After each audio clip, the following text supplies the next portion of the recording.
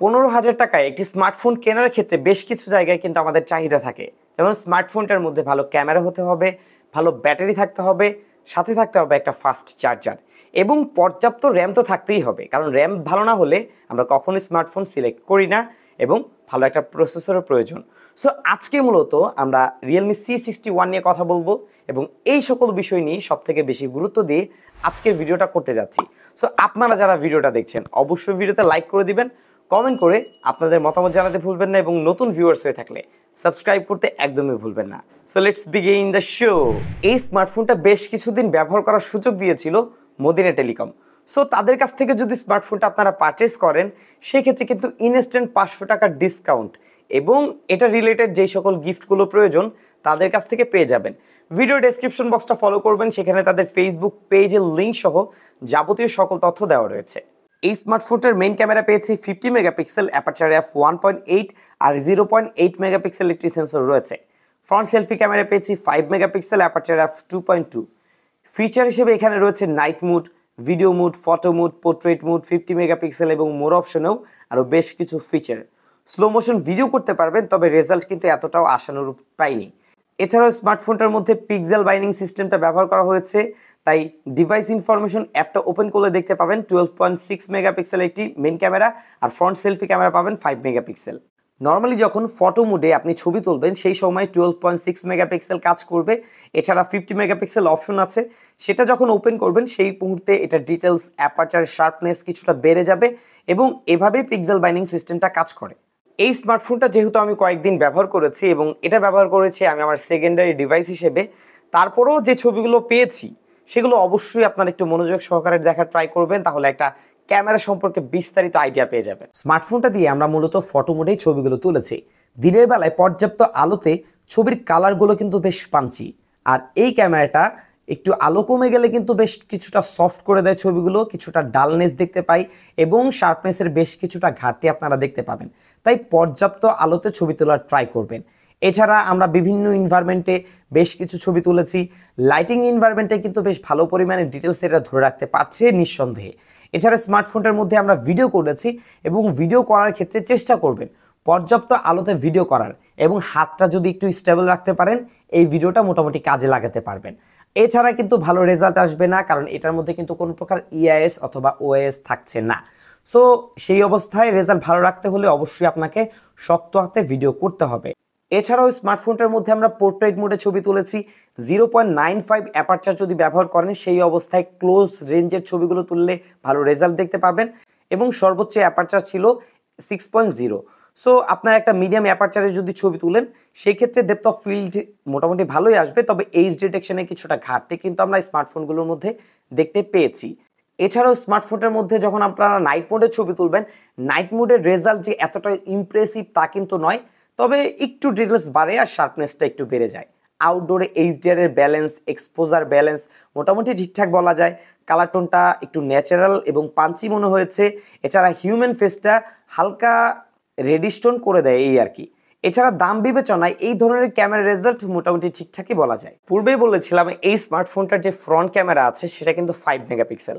এখন এই দামে 5 মেগাপিক্সেল একটু বেমানান, বাট 5 মেগাপিক্সেলের যে রেজাল্ট হওয়া দরকার ঠিক সেই ধরনের একটা রেজাল্ট কিন্তু Realme C61 থেকে পেয়েছি। এখন সমস্যা হচ্ছে ভিডিও কলিং, কারণ ম্যাক্সিমাম ভিডিও কলিং কিন্তু ইনডোর কন্ডিশনে হয়ে থাকে এবং সেইখানে কিন্তু এই স্মার্টফোনটা বেশ ভালো পরিমাণে স্ট্রাগল করে।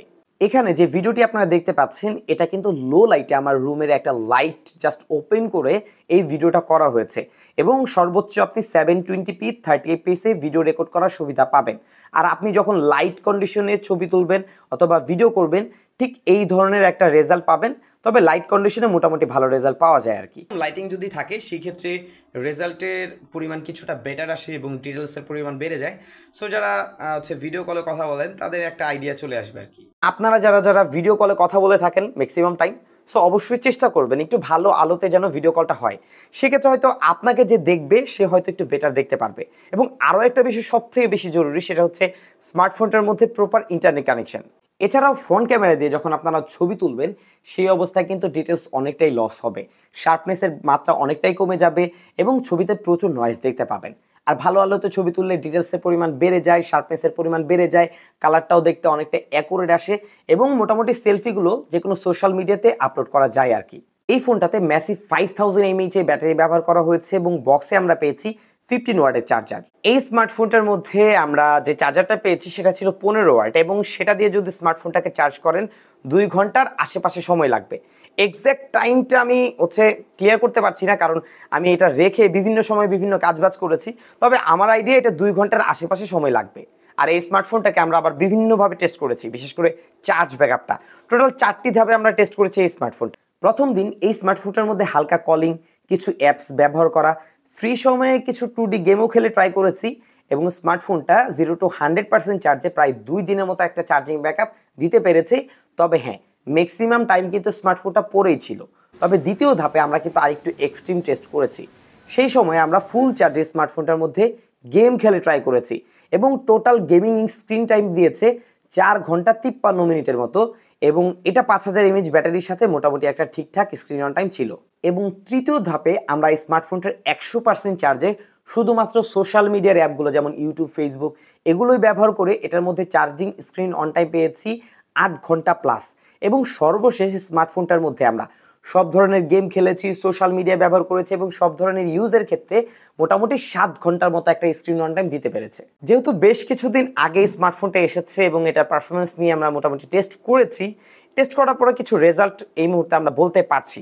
এছাড়াও স্মার্টফোনটার পারফরমেন্সের যে পার্টটা রয়েছে, যারা একটু পারফরমেন্স নিয়ে বেশি চিন্তিত থাকেন যে ফোনটা কেমন চলবে, তারা একটু মনোযোগ দেওয়ার ট্রাই করবেন।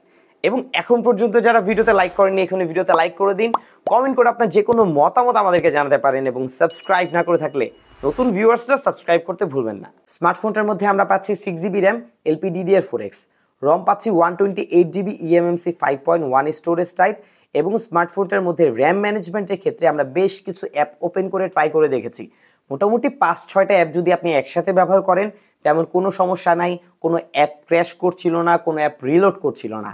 তবে আপনি যখন এটার মধ্যে 8-10টা অ্যাপ একসাথে ওপেন করবেন সেই অবস্থায় দেখতে পারবেন বেশ কিছু অ্যাপ ক্র্যাশ করবে এবং মাঝে মাঝে কিছু অ্যাপ আছে যেগুলো রিলোড নেবে। সো এটার মধ্যে 6-7টা অ্যাপ একসাথে ব্যবহার করার পরামর্শ থাকবে। এর থেকে বেশি অ্যাপ ব্যবহার করলে তেমন একটা ফায়দা পাবেন না। এছাড়া স্মার্টফোনটার মধ্যে আমরা সিপিইউ হিসেবে পাচ্ছি ইউনিএসওসি টাইগার T612, যার ট্রানজিস্টরের সাইজ হচ্ছে 12 nanometre, main clock speed 1.8 GHz আর জিপিইউ পাচ্ছি মালি G57। এছাড়া স্মার্টফোনটার মধ্যে অ্যান্ড্রয়েড ভার্সন পাচ্ছি Android 14 based on Realme UI।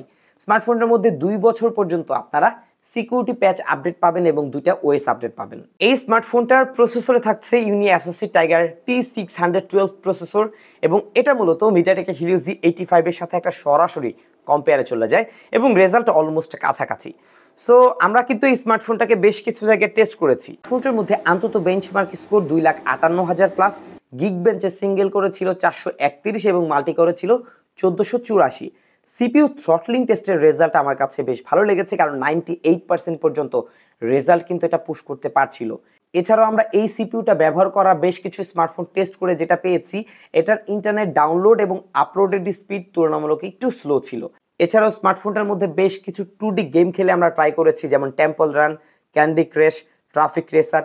এই ধরনের গেমগুলো কিন্তু স্মার্টফোনটার মধ্যে খেলা যায়। এছাড়া আমরা ফুটবল, ফ্রি ফায়ার এই ধরনের গেমগুলো খেলেছি। হ্যাঁ, 1-1.5 ঘন্টা গেম খেললে তেমন একটা ল্যাগ হিকাপ দেখা যায় না, তবে অ্যাকশন মুভমেন্ট আবার দেখা যায়।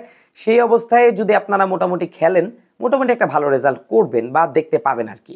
এছাড়া স্মার্টফোনটার মধ্যে 1-1.5 ঘন্টার বেশি যদি লং টাইম গেম খেলতে যান, সেই অবস্থায় ফোনটা যেমন একটু হিট হয়, সেই অবস্থায় প্রচুর ল্যাগ এবং ফ্রেম ড্রপ স্মার্টফোনটার মধ্যে দেখতে পাবেন। এবং আমরা কিন্তু ফুটবল গেমটাও খেলে দেখেছি, বিশেষ করে 60 FPS-এ, এবং সেই ক্ষেত্রে কিন্তু মোটামুটি ভালো একটা রেজাল্ট দিয়েছিল। এবং ফ্রি ফায়ার যখন খেলেছি তখন কিন্তু আমরা এটার মধ্যে গেম প্লে করেছি হাই গ্রাফিক্সে এবং এইচডিতে, এবং সেই ক্ষেত্রেও তেমন একটা প্রবলেম হয়নি। এবং আপনারা মাঝে মাঝে একটা প্রশ্ন করে থাকে কি হাই গ্রাফিক্সের গেমগুলো খেলা যাবে কিনা। এখন সেই ধরনের গেমগুলো কিন্তু আপনি ওপেন করতে পারবেন, বাট খেলতে গেলে কিন্তু মাঝে মাঝে ল্যাগ, ফ্রেম ড্রপ এই বিষয়গুলো দেখতে পাবেন। এছাড়াও অনেকে শখের বসে চাইলে ফ্রি ফায়ার, ফুটবল অথবা আশফাল 9, কল অফ ডিউটি এই ধরনের গেমগুলো খেলতে পারবেন। বাট ফ্রি ফায়ারটা মোটামুটি ভালোই খেলা যাচ্ছিল, তবে লং টাইম 1 ঘন্টা 1.5 ঘন্টা যখন গেম খেলবেন তখন কিন্তু এটা ব্যাক প্যানেলটা কিছুটা হিট জেনারেট করে। তাই অবশ্যই চেষ্টা করবেন 1000 টাকা 800 টাকার মধ্যে একটা গেমিং কুলার হচ্ছে পারচেস করার, সেটা দিয়ে যদি এই স্মার্টফোনটা দিয়ে গেম খেলেন অথবা এই ধরনের স্মার্টফোনগুলো দিয়ে গেম খেলেন, সেই ক্ষেত্রে গেমিং পারফরমেন্স কিছুটা বেটার আসবে। এছাড়াও এই স্মার্টফোনটাতে বেশ কিছু জায়গায় কিন্তু কস্ট কাটিং করা হয়েছে। যেমন ডিসপ্লেতে আমরা একটা ইউ নচ ডিসপ্লে দেখতে পাচ্ছি, একটা সিঙ্গেল স্পিকার স্মার্টফোনটাতে পাবেন, আর চার্জার হিসেবে পাবেন 15 ওয়াট, অন্তত 33 ওয়াট হলে ভালো হতো। আর ইউআইতে বেশ কিছু প্রিইনস্টল অ্যাপও রয়েছে, যেগুলো আপনি চাইলে আনইনস্টল করে নিতে পারেন। সফটওয়্যার বেস নয়েজ ক্যান্সেলেশন থাকলেও ডেডিকেটেড কোনো নয়েজ ক্যান্সেলেশন মাইক্রোফোন কিন্তু স্মার্টফোনটার মধ্যে ব্যবহার করা হয়নি। আর এই ডিজাইনটা দেখতে দেখতে অনেকটাই বোর হয়ে গেছি, আশা করছি নেক্সট মডেলগুলোতে তাদের ডিজাইনটা একটু পরিবর্তন করবে আর কি। ভিউয়ার্স, আপনারা অনেকেই ভাবতে পারেন আমি অনেক ইনফরমেশন অলরেডি শেয়ার করিনি, এবং আমার ধারণা আপনারা সেগুলো জানেন, সো সেগুলো শেয়ার করার কোনো প্রয়োজন মনে করছি না। তবে যেই জিনিসগুলো সব থেকে বেশি জানা দরকার সেগুলো আই হোপ আজকের ভিডিওতে আপনাদের সাথে শেয়ার করেছি। এখন আপনার কাছে যদি মনে হয় 15,000 টাকা প্রাইস পয়েন্টে Realme C61 আপনার জন্য বেটার অপশন হতে পারে, তাহলেই শুধুমাত্র স্মার্টফোনটা পারচেস করুন। অন্যথায় বাজেট একটু কম এবং বেশি যাই হোক না কেন, সেই দিকে আপনি চাইলে মুভ করতে পারেন, হয়তো সেটা আপনার জন্য বেটার হতে পারে। সো ভিউয়ার্স, এই ছিল আজকের ভিডিওটা ভালো লাগলে অবশ্যই ভিডিওতে লাইক করতে পারেন, এবং আপনার যে কোনো মন্তব্য কমেন্ট সেকশনে কমেন্ট করে জানাতে পারেন। নতুন ভিউয়ার্স হয়ে থাকলে সাবস্ক্রাইব করতে তো একদমই ভুলবেন না। সো বিদায় নিচ্ছি আমি জাকারিয়া হাসান পার্থ। আসসালামু আলাইকুম।